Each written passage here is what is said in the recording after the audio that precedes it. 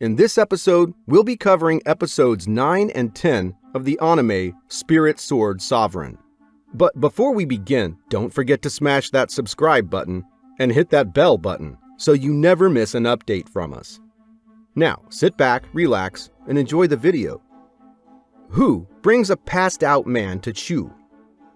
He tells Chu that a few days ago, a cave suddenly appeared when a mine at Fengqi Mountains collapsed.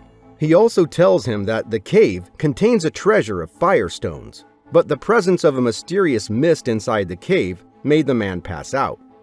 Chu approaches the man to examine him, but the man opens his eyes and tries to attack everyone. Chu instantly understands that it's due to the effect of the mist inside the cave, which makes the inhaler spiritually arrogant and mentally unstable. He captures the man first, but then releases him for some reason. He asks Hu if the mist has a faint, sweet smell to it, to which Hu agrees passionately. This makes Chu understand the situation as he summons a green pill and throws it into the man's mouth, cleansing the mist poison from his body and making him fall asleep. After the man is sent to some place for rest, Chu asks Hu to take him to the mountain cave and invites Lu along as well. Lu is worried that she might get in Chu's way, but Chu takes her with him anyway. When they reach the beautiful Fengqi Mountain, Lu is collecting some flowers. Chu grabs her hand and tells her not to pick a certain flower that could harm her body. Lu feels shy and agrees with Chu's decision. When Hu watches both of them, he finds it romantic. He praises Chu's love for Lu out loud, which makes Lu more flustered. She speaks to Chu in a hurry and in a nervous manner, and then leaves, saying she'll check the front row of the flowers on the other side. Chu says to Hu that he doesn't understand the situation quite well, and tells him that he should focus on collecting a specific grass that he was asked to do. Suddenly, a mysterious man appears on a cliff and watches all of them from a distance. When they reach the fire cave, Chu gives the guards some medicine that will make them resistant to the mist inside the cave. He enters the cave with Lu and Hu, and asks the guards to guard the cave and not let anyone inside. As Chu, Lu, and Hu enter the cave, they see so many firestones inside. Hu seems very enthusiastic about the firestones and says that they can make a big fortune by mining them. Chu and Lu laugh at Hu, and all of them move down into the cave. As they are exploring the cave, they see a tree harboring some fruits that Chu recognizes as inflammatory heart fruits. Hu is still obsessed with all the firestones in the cave and trips and falls while running around. He gets a cut on the palm of his hand. The cave's mist enters his cut and makes him lose his senses.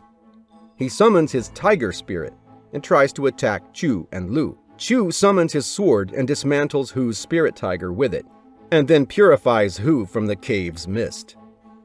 Hu apologizes to Chu and Lu and says that the mist is really dangerous.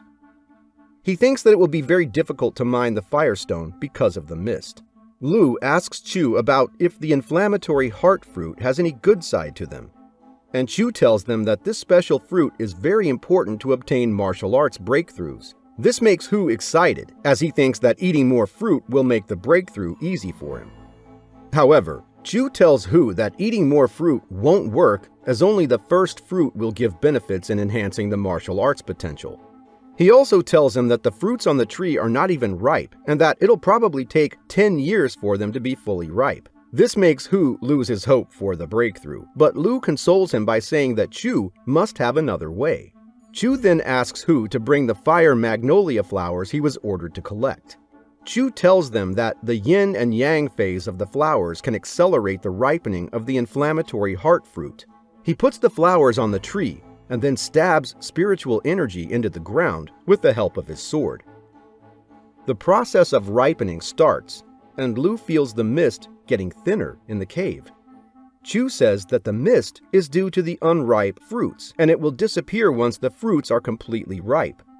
Suddenly, Chu sees a guard collapsing at the cave opening, who warns him about a dangerous man outside the cave. The man puts all the guards to sleep outside the cave and then enters the cave. Chu calls forth his sword to fight him, and as he attacks him, he demands that he leaves Chu's territory. The man is resilient and kicks Chu, causing him to bleed a bit. Lu and Hu regroup with Chu, and Hu recognizes the man as Long Venom. The man introduces himself as Yang Jiguo and gathers purple poison mana in his hands. He asks Chu to leave the cave peacefully, but Chu tells him that it is he who needs to leave, since the cave belongs to Chu's territory. Yan doesn't listen to Chu and threatens to kill him instead. He attacks Chu with his deadly poison, but is shocked to see the poison has no effect on Chu. Chu demonstrates his incredible knowledge of poisons to Yan, who is impressed by his insight. However, Yan warns him not to provoke him. Yan then uses one of the most powerful poisons, causing Chu and the others to run away towards the tree inside the cave. Yan catches up to them, and as he approaches Chu, he quickly attacks him with his sword at close range. Yan evades Chu's sword attacks and throws it away with just the help of his fist. Chu falls on one knee and seems injured. Hu moves forward and summons his tiger spirit, but he's no match for Yan. Yan gets closer to Chu to attack him again, but Chu also tries to attack him with his sword using his spiritual energy. Yan easily senses Chu's sneak sword attack and captures the sword with his 2 fingers. Chu slips the sword through Yan's fingers, and this time throws it toward the tree, causing it to release the dangerous mist once again. When Yan realizes the mist is coming from the tree, he tries to run away from it, but ends up inhaling it. The mist causes him to breathe heavily and be tired, and he's shocked to see that Chu and his companions are not affected by the mist. He's even more shocked when Chu tells him that they have sealed their bodies, so the poison can't be dissolved into their blood. Chu quickly attacks Yan once again. Yan tries to stop Chu's sword with both his hands, but is weakened because of the mist's poisonous effects, and can't block the sword for too long. After a long and grueling battle, Chu manages to injure Yan's arm, causing him to run away outside the cave. Later, he gives Lu poison purification treatment to wear off the effects of Yan's poison on her. Hu is absolutely shocked that Chu is so strong that he was able to drive off such a powerful poison user. Chu tells him that he only had to use some basic poison knowledge to come up with a strategy to beat Yan at his own game. Yan secretly hears Chu to obtain intel, but leaves in disappointment. Chu already happens to know that Yan is trying to eavesdrop, and gives off a smirk to see him leaving. At night, the 3 elders find out about the discovery of the fire cave, and assume that Chu must be taking full advantage of it.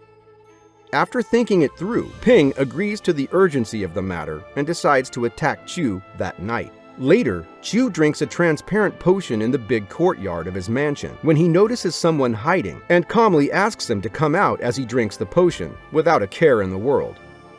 To be continued.